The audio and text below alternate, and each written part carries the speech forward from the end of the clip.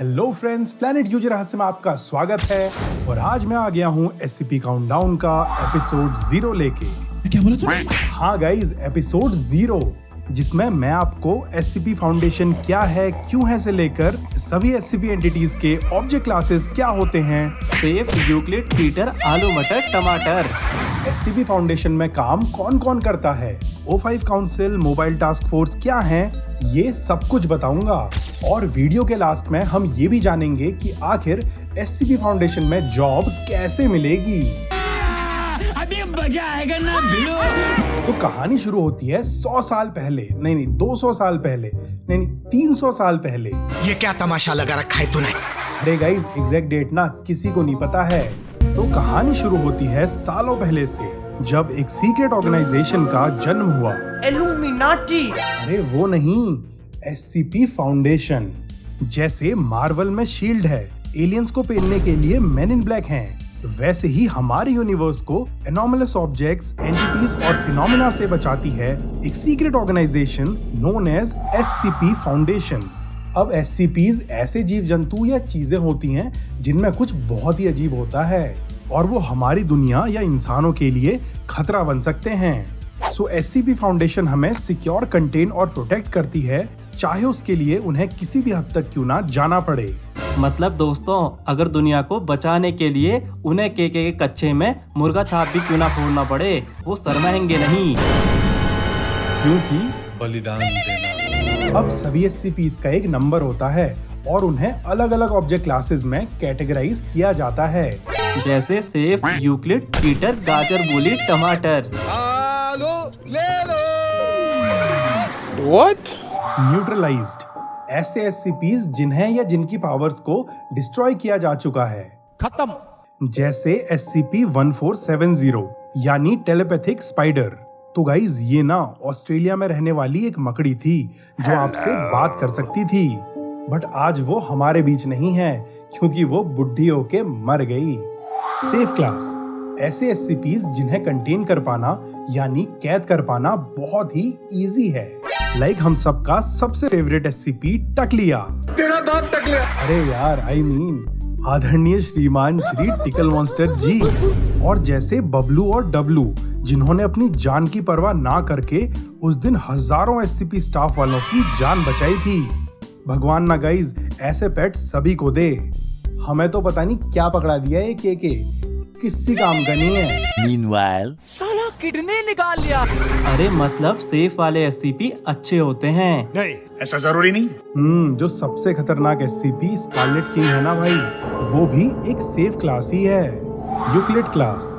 इन एससीपीज को कंटेन कर पाना थोड़ा सा टफ है और ये भाग भी सकते हैं, सो इनके साथ रिस्क है। जैसे SCP-173 यानी द स्कल्पचर। इस मूंगफली से बच के रहना, वरना गर्दन फ्रैक्चर कर देगा ये।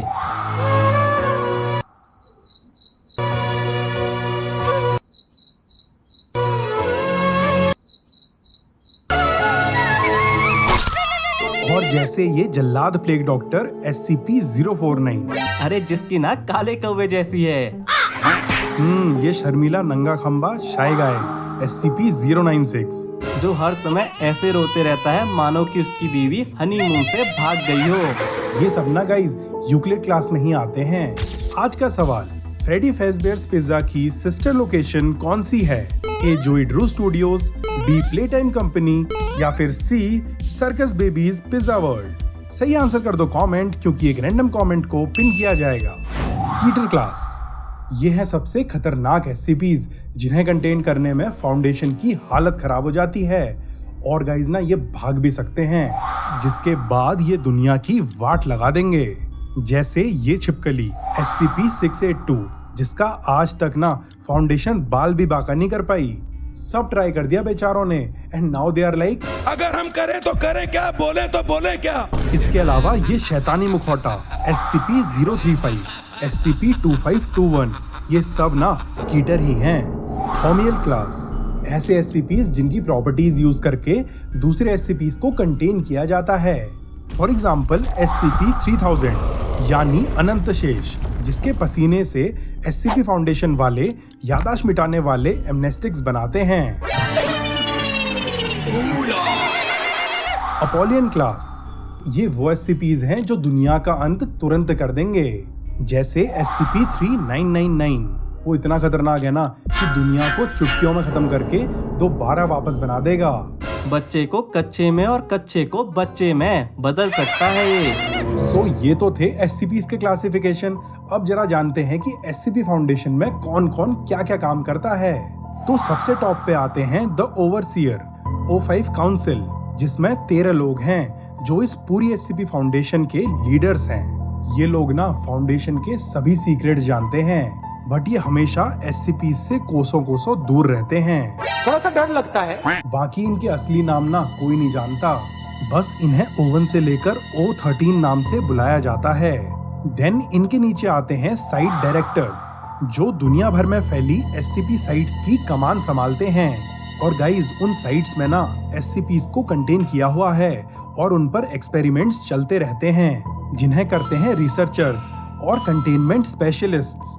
और इन सब की सिक्योरिटी का जिम्मा उठाया है टेक्टिकल रिस्पांस ऑफिसर्स ने, जो ना तो किसी SCP को बाहर जाने देते हैं, ना किसी को बाहर से अंदर आने देते हैं। बट क्या होगा अगर कोई SCP भाग जाए? अब अगर ना कोई SCP ब्रीच हो जाए या फिर कोई SCP हमला कर दे, तो नंबर आता है MTF का, मोबाइल टास्क फोर्स।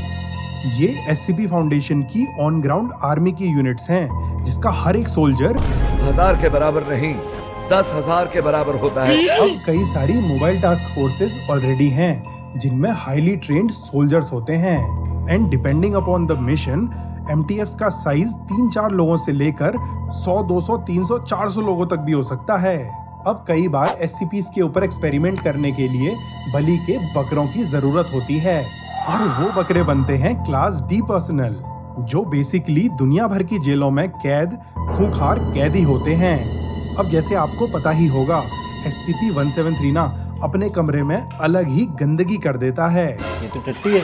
हाँ वही, लेकिन उसे साफ करने के लिए अंदर कौन जाएगा? अरे बकरी तू नहीं, क्लास D वाली बकरियाँ। हाँ, और वो बेचारे SCP वालों से कहते रह जाते हैं, तुम दोनों का लाइफ में मेरा कोई वैल्यू नहीं है ना भाई। लेकिन SCP वाले कहते हैं नहीं। वैसे आपको पता है, एक टाइम हुआ करता था जब SCP वाले हर महीने की 32 तारीख को सभी क्लास D पर्सनल्स को टपका देते थे।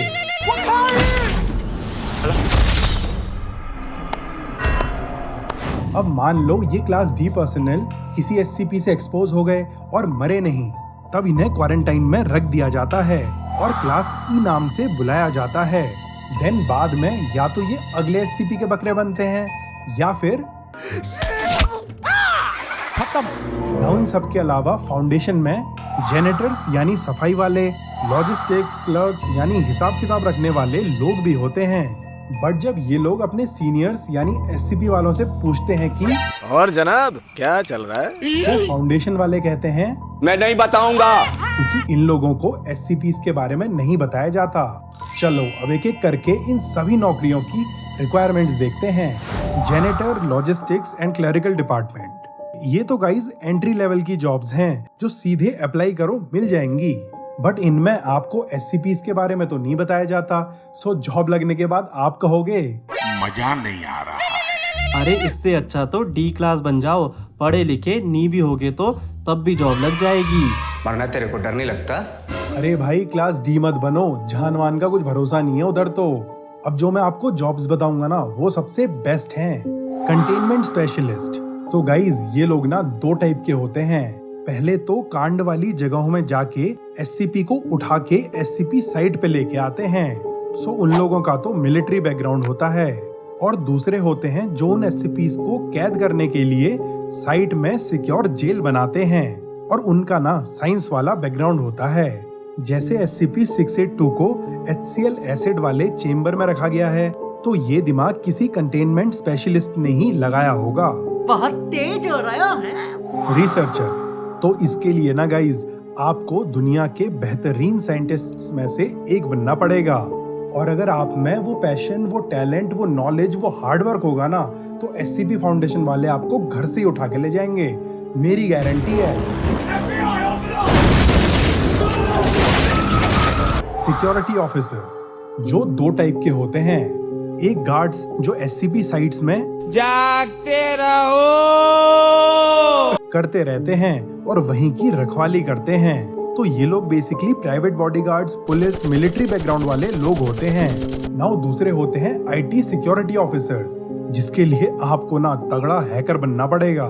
टेक्टिकल रिस्पांस ऑफिसर्स, आर्मी के टॉप सोल्जर्स लेके उनकी तगड़ी ट्रेनिंग कराने के बाद बनते हैं ये टेक्टिकल रिस्पांस ऑफिसर्स, जो SCP साइट्स पर कभी आंच नहीं आने देते। अब गाइज, ये तो थी SCP साइट्स के अंदर की जॉब्स। इसके अलावा आप बन सकते हो फील्ड एजेंट, जो बेसिकली दुनिया भर में फैले SCP फाउंडेशन के जासूस हैं। फाउंडेशन की आंखें और उनके कान हैं ये। बट ये बनने के लिए ना गाइज, आपने कतई ऑब्जर्वेंट होना पड़ेगा, एकदम शेरलॉक की तरह। मोबाइल टास्क फोर्स, इसके लिए तो गाइज आपके अंदर ना एक बहुत ही जबरदस्त स्किल होना चाहिए, चाहे वो जूडो कराटे हो, स्नाइपर हो, बम बनाना हो, कुछ भी। क्योंकि मुझे उन 10,000 मूव से खतरा नहीं है जो तुमने एक बार प्रैक्टिस की है। मुझे उस एक मूव से खतरा है जो तुमने 10,000 बार प्रैक्टिस की है।